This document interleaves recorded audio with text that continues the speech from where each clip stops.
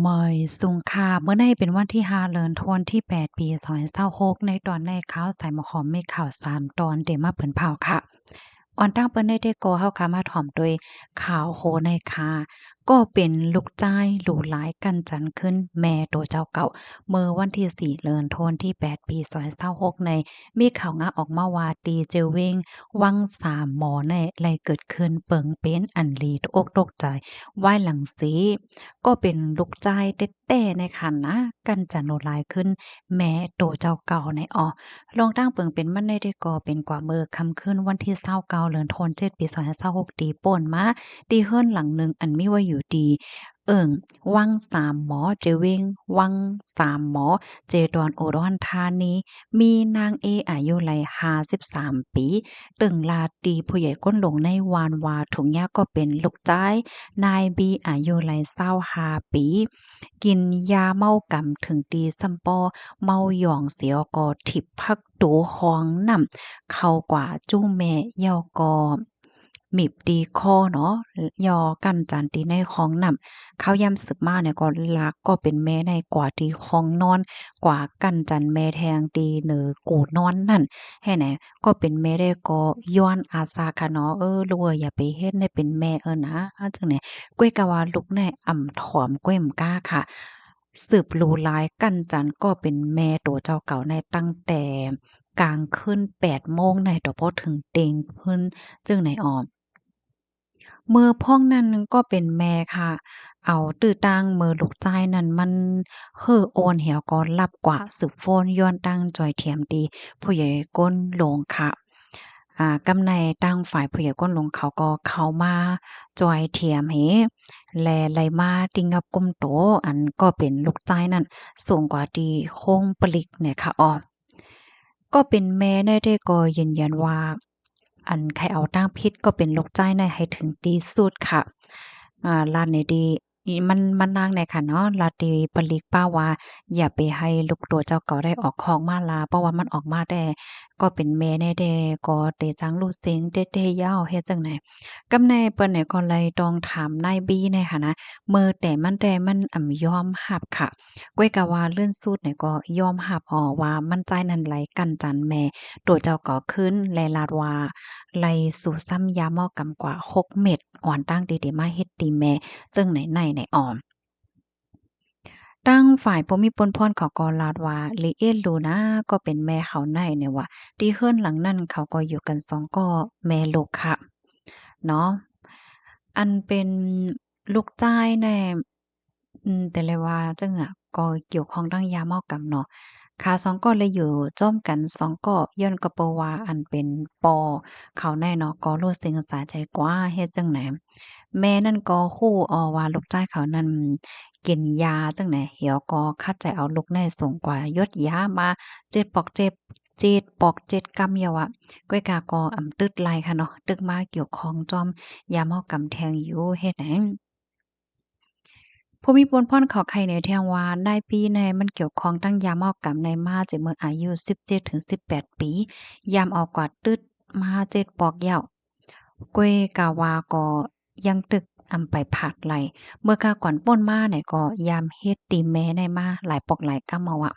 ก็เป็นแม่ได้ก็แค่ให้ลูกหายเนาะจึงเฮอก็เป็นลูกแม่จังเนี่ยถึงดียอมเอาเงินเหลิน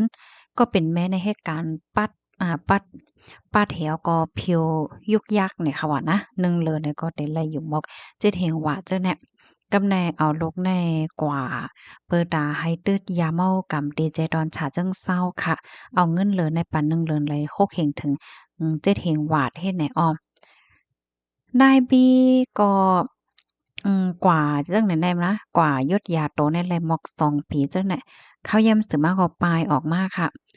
มาอยู่จอมแม่แน่ไลมอกสีเลินจั่งไหนก็กว่าเกี่ยวข้องยาเมากำเที่ยง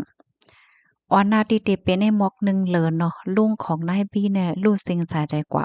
มันใจก็เลยกว่าขำจ้างเนาะกำในทำไรเงินอันเปิ้นใส่ซองนั้นมา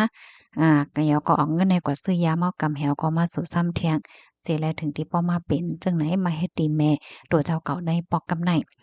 ข้อมูลในคาเลเป็นมาที่ห้องการข่าวสดต่างไว้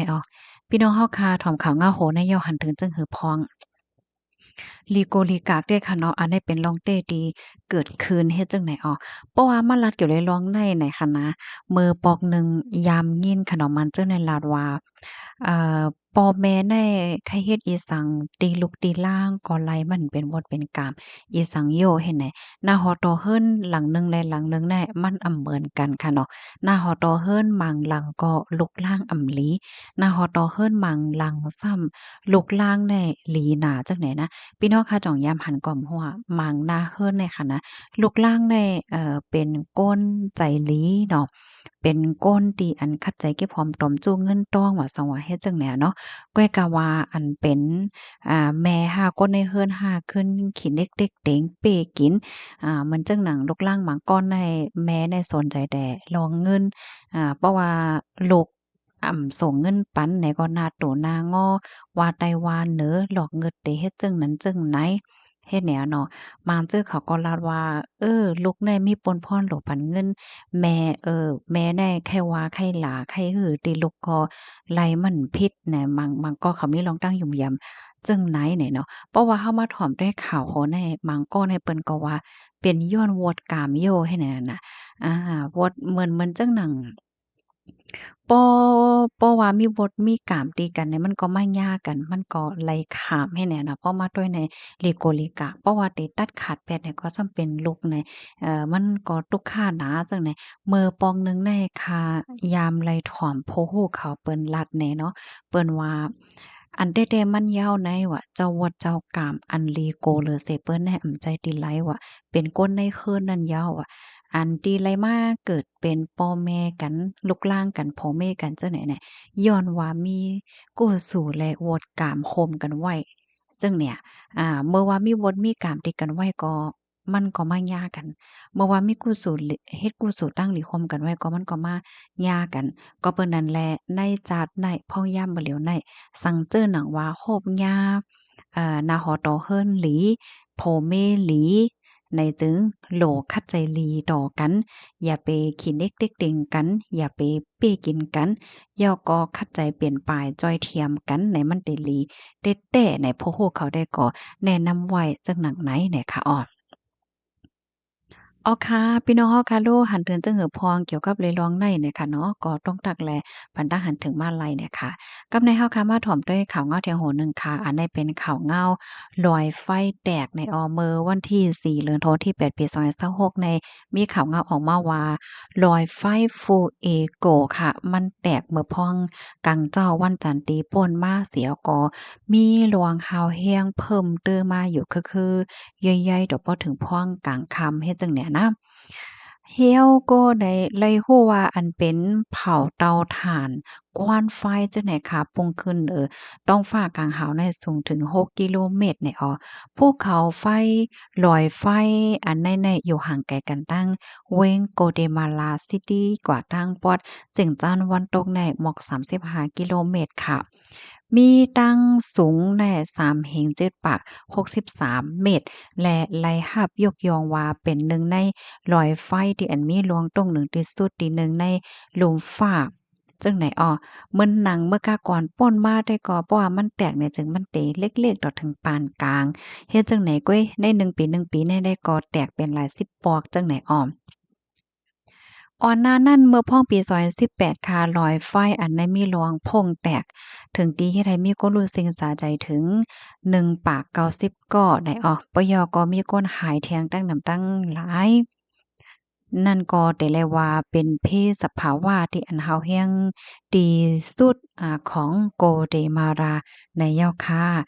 ค่ะลูกดีโกเตมาราเสกับในเฮาค่ะมาถ่อมโดยเปิงเป็นที่แคนาดาค่ะ อันในห่ำเป็นพี่ไฟค่ะเนาะอ่าล่ามไปถึงจะอยู่เศร้าก้นเมืองในวันเนี่ยเมื่อวันที่3เดือนธันวาคมที่8ปี2026แน่มีข่าวออกมาว่าไฟป่าลุกลามไหม้หนังฮาวเฮียงไหลตึกเคิกป่าเฮิรนยีที่อยู่ด้านเศร้าของก้นหวานก้นเมืองตังหน ไหนอ้อนอกเลอเซ็นได้เย้าไหนยังไหลฮู้ว่าเสาไฟฟ้าหลายต้นเนี่ยก็ล่มโล่งค่ะแลเฮิรนเยตั้งนำตั้งหลายเนี่ยก็ไหลรับพรตุ่มยวนเฮ็ดจังไหนตั้งฝ่ายภูมิพลพรเขาเนี่ยก็แลสั่งให้ก้นวันก้นเมืองอันอยู่ไว้ในพื้นที่อำลอดเพนั่นค่ายก็อยู่ไว้ตีลอดเพไว้ก่อนเฮ็ดจังไหนอ้อตั้งฝ่ายภูมิพลพรเขาก็คัดใจขับเคิงเปิดตาแกลีลวงเพในปอกกำเนยอยู่ว่าไหนค่ะข้อมูลตอนนี้ค่ะเลยปีมาที่ห้องการข่าววอลฟอรัมต่างไว้ในข่าวเพไฟเนี่ยก็ไคลีโกไว้อยู่นังเก่าค่ะเนาะอ๋อค่ะรับถอมยาวหันเถินจึงหือพองในค่ะเนาะก็ปันตาหันถึงมาเลยค่ะยินจมเยนำค่ะหมอยสูงหมอยสูงค่ะ